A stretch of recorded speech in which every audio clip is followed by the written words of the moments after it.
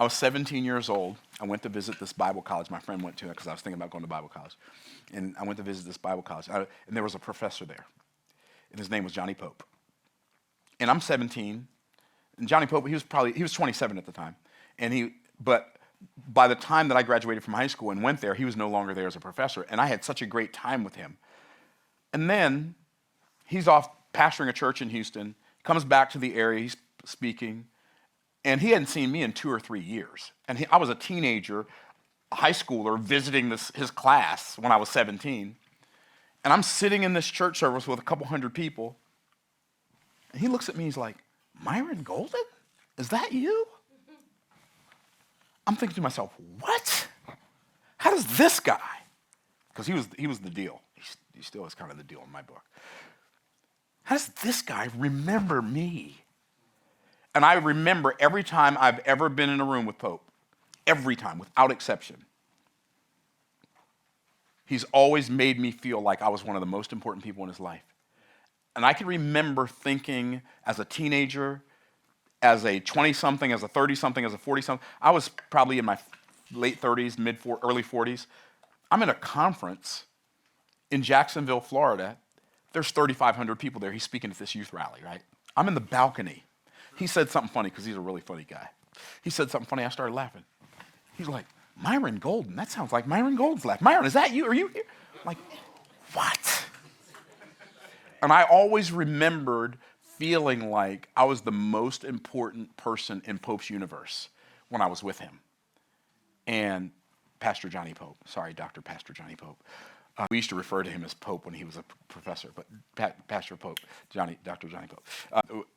I can remember thinking, if I could just make people feel around me like he makes me feel when I'm around him, I have lived a good life.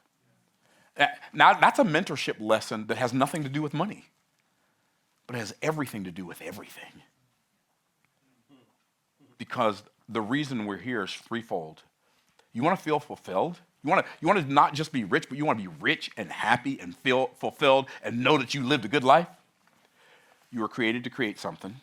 You're fulfilled, partially fulfilled when you create, which is why entrepreneurs feel so many entrepreneurs feel so fulfilled. But if you don't have anybody to share it with, you feel less fulfilled. One of the reasons you guys are doing so well is because y'all have each other. And y'all are vibing off of each other. And that connection, so creation and connection are part of what makes us feel fulfilled. And then the last part is contribution, especially when the people we're contributing to have nothing to offer us in return. This is why I believe that content creation is so valuable, because I look at YouTube and Instagram and all that, I look at that as my community service content. I have very high prices for some people. Some people think they're high. I charge $40,000 an hour for consulting. I have a $375,000 VIP day. Like, I charge people if they want to do my thing, right? So, but I put stuff on YouTube, and I never put anything on YouTube that I couldn't have sold, because I want to contribute to people who I may not ever have the opportunity to receive anything from, because that's part of making me fulfilled. That's what happens when a husband and a wife come together and they get married and they have a baby. You got two people who connected and procreated a new life, and now that baby cannot even survive one day unless those parents contribute to that baby. And then you got to keep contributing. And then they turn 6 and you're still contributing. And then 16 and you're still, and then 18, and then 28, you're still, right? But the point is that that's what makes you feel fulfilled. I feel more fulfilled when I watch my children succeed than I do when I watch me succeed.